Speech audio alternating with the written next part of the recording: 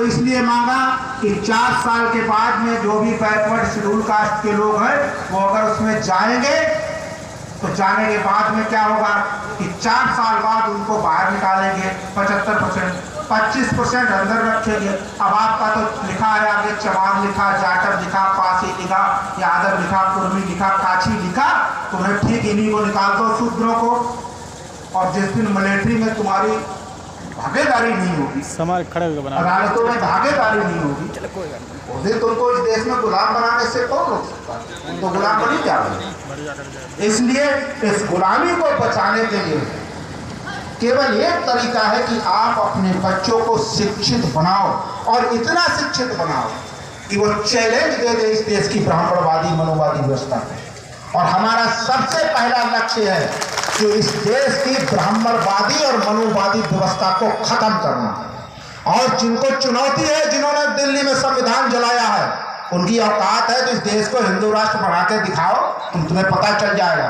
इसी supreme court ने SC/ST आरक्षण को SC/ST एक्ट को निष्प्रभावी बनाया। उसमें 13 चमार भारत में मारे गए, और इसी भारतीय जनता पार्टी को औकात दिखा दे, और यही भारतीय जनता पार्टी अध्यादेश लेके आई और आकर के कहा कि नहीं, ये नहीं खत्म हो सकता। अरे आंदोलन में वो ताकत है, आप तुम हमेशा जिंदा रहोगे, अरे एक दिन तो मरना ही है, तो आज नहीं तो कल मरेंगे। हम अपने अधिकारों को के पीछे कर, संविधान में लोकतंत्र है, लोकतंत्र अभिव्यक्ति की आज़ादी है, और आपकी सच बात पे आप मुकदमा लिख देंगे। अरे मैं थोड़ी अपनी तरफ से कह रहा, जो आपने लिखा है तो वही तो मैं पढ़ रहा हूँ। इसीलिए तो बाबा साहब अम्बेडकर को इस देश में संस्कृत नहीं पढ़ाई गई, तब उन्होंने जर्मनी में जाकर के संस्कृत पढ़ी और 20 साल लगातार उन्होंने अध्ययन किया। और बाबा साहब अम्बेडकर ने कहा था कि मैं हिंदू धर्म में पैदा हुआ हूँ, ये मेरे बस की बात नहीं, मैं हिंदू धर्म में नहीं मरूंगा, ये मेरे बस की बात है। मैं कौन सा धर्म अपनाऊंगा तो तुम्हारी कोई गारंटी नहीं मैं किस धर्म में रहूंगा। अरे जो धर्म हमको नीच कहता हो, उस धर्म को हम कैसे मान लेंगे? हम कैसे मान लेंगे वो हमारा धर्म है? जो धर्म असमानता पर खड़ा हो, जो धर्म गैर बराबरी पर खड़ा हो, जो धर्म छूत छुआ पर खड़ा हो, उस धर्म को कैसे मान लेंगे? तो तुम्हारी आज़ादी है, तुम अपना मानो, तुमसे मेरा क्या मतलब है? मैं तो अपने समाज को समझाऊंगा। अभी वो केजरीवाल का भी नाम आपने सुना होगा, बहुत से लोग कहते हैं बहुत अच्छा आदमी, बहुत अच्छा आदमी। बाबा साहब अम्बेडकर और शहीद भगत सिंह, बाबा साहब अम्बेडकर तो बौद्धिस्ट हो गए थे, मगर शहीद भगत सिंह जो फांसी पर झूले, वो तो नास्तिक आदमी थे, वो तो नास्तिक थे, भगवानों को नहीं मानते थे। पीछे इसी केजरीवाल ने क्या किया, कहा कि हम शहीद भगत सिंह और अम्बेडकर दोनों का सपना पूरा करेंगे। और जब गुजरात में चुनाव हुआ तो क्या बोला कि जबकि वो बंदा IAS की है, ऐसा थोड़ी है, वो पढ़ा लिखा नहीं है, IAS परीक्षा पास करना कोई मुश्किल बहुत बड़ा काम होता है भाई। उसने क्या कहा कि नोट पे गणेश और लक्ष्मी की मूर्ति होनी चाहिए। और उधर जब उसी के मंत्री राजेंद्र प्रसाद ने दिल्ली में 22 प्रतिज्ञाएं पढ़ी बाबा साहब अम्बेडकर की कि हम किसी भी ईश्वर को, किसी भी देवी देवता को नहीं मानेंगे, 22 प्रतिज्ञाएं करें, और वो बाकायदा नागपुर में लिखी हुई है, पूरी नागपुर में लिखी हुई है वो प्रतिज्ञाएं, वही उन्होंने दोहरा दी।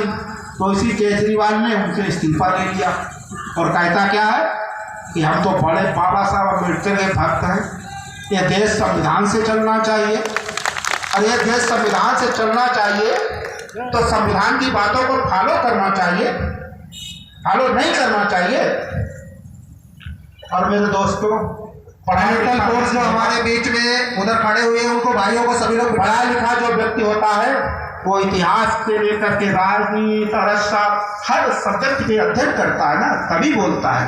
वो बगैर प्रमाण के कोई बात नहीं बोल सकता है, उसको प्रमाण चाहिए। जो लिखा है हम लोग वही बोलेंगे ना।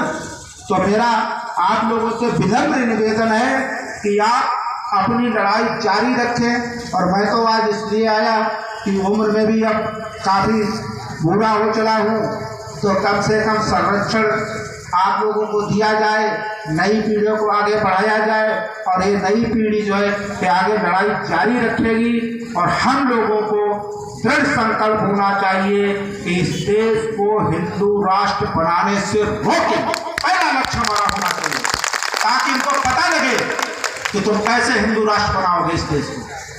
अरे तुम्हारी औकात नहीं है, तुम वर्ल्ड ग्लोबल से जुड़े हुए हो, अंतरराष्ट्रीय स्तर पे जुड़े हुए, तुम संविधान से जितना छेड़छाड़ कर चुके, इतना तुमने संविधान में संशोधन किए, वो हम लोगों को पता है। ऐसा नहीं हम लोगों को पता नहीं, क्योंकि हमारा समाज अभी जागृत नहीं है। अभी इसी लोग विधानसभा का चुनाव हुआ तो मैं यादव समाज के पास गया, जब मेरी उसकी तू में हुई तो मैंने यादव से कहा तुम शूद्र हो, उसने कहा हम क्षत्रिय हैं, तो मैंने कहा नहीं तुम शूद्र हो। फिर मैंने उसमें गीता का बात पढ़ाई, फिर मैंने तर्क दिया, हमें ब्राह्मण वर्ण है, ब्राह्मण नाम की जाति भी है, एक मिनट, क्षत्रिय वर्ण है, क्षत्रिय नाम की जाति भी है, वैश्य वर्ण है और वैश्य नाम की भारत में जाति भी है, मगर शूद्र वर्ण है, मगर शूद्र नाम की एक जाति बता दो। अब फंस गए। जहां शूद्र आएगा वहां काछी हो जाएगा, कुर्मी हो जाएगा, तेली हो जाएगा, गड़रिया हो जाएगा, भुर्जी हो जाएगा, पाल हो जाएगा, चमार हो जाएगा, पासी हो जाएगा, लुहार हो जाएगा, गड़रिया हो जाएगा, ये हो जाएंगे। क्यों? क्योंकि ये बहुत बड़ा समाज है जिसमें शूद्र समाज जागा, जैसा कि अखिलेश यादव ने मान लिया। अब मुझे लगता है कि आदमों को भी होश आ गया कि मैं भी इस देश में शूद्री हूं। अब अगर शूद्र ना होते तो भाई उनका बंगला, अभी तक भारत के इतिहास में देखा 75 साल में कि किसी की सरकार आई हो गई हो, कभी बंगले को धुलवाया गया, गंगा जल से लाकर के बंगले को धुलवाया गया मुख्यमंत्री कार्यालय में। ये इनकी मानसिकता है, और ये मानसिकता महाराज अब बहुत लंबे समय से चलने वाली नहीं है। तब तक इस समाज को मूर्ख बनाओगे। इसी के साथ मैं अपनी बात को विराम देता हूँ, सभी को जय भीम करता हूँ। लड़ाई जारी रखो, लोगों से डरने की जरूरत नहीं है। इतने लोगों के खिलाफ मुकदमा लिखाएंगे, इनको मुकदमा लिखाने दो, फांसी पे चढ़ाए अदालत, फांसी पे चढ़ जाना, मगर कभी इस देश को हिंदू राष्ट्र नहीं बनने देना। अगर तुमने हिंदू राष्ट्र बनने दिया तो तुम्हारी आने वाली पीढ़ी इस देश में मनुवादी व्यवस्था के तहत तुमको गुलाम बना देगी। क्योंकि आज से 6 ईसा पूर्व मनुस्मृति लिखी गई, ये मैं प्रमाण के साथ कह रहा हूं।